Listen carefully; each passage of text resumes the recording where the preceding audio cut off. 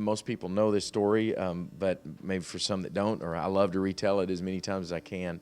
It was actually 12 years ago, a little over 12 years ago now, that we made our first trip to China to adopt Shohana.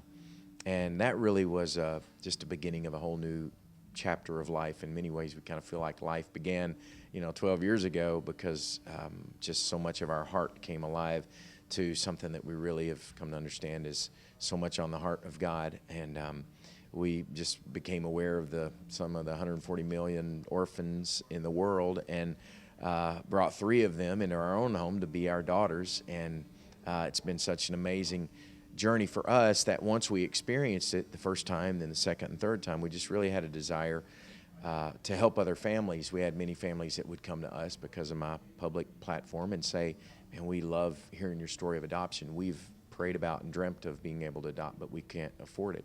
And that's really how Show Hope began 12 years ago. We started just helping some families financially get over that barrier of the finances to get to experience that miracle of adoption. And God just began to bring people together and kind of poured gasoline on these little sparks that my wife and I kind of started with, and formed something called Show Hope that now has given grants to over 3,500 families now that we've been able to be a part of helping experience the miracle of adoption.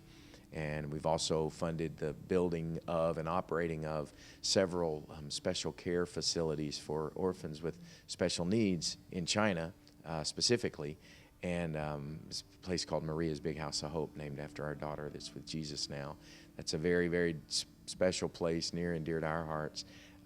So it's become, it's not even right to say one of our passions. It's kind of just become our life. It's every day. I mean, I wake up and, there are my daughters to remind me. I mean, I don't see them any differently. They're my daughters. They're just, as natural as my other children, although we kind of think of them as our supernatural. We got our natural kids and our supernatural because they came to our lives in a supernatural way. But it's a constant reminder of the gospel. I mean, it's the clearest picture we ever get of what God has done for us, his adopting of us as his sons and daughters. So we just love fanning the flame. We love waving the banner and telling the story as much as we can.